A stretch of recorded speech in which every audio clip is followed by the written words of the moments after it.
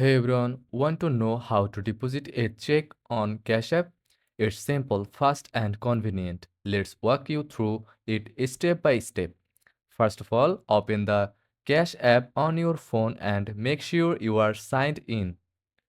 After that, tap on the Checks tab. Now scroll down and look for Deposit a Check. If you don't see this option, make sure your app is updated and your account is eligible for check deposits. Follow the on-screen instructions to take clear pictures of the front and back of your check. Make sure the check is endorsed and all details are visible.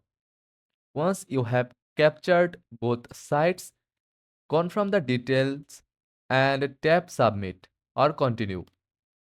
Cash app will process your check and you will get notified when it's deposited.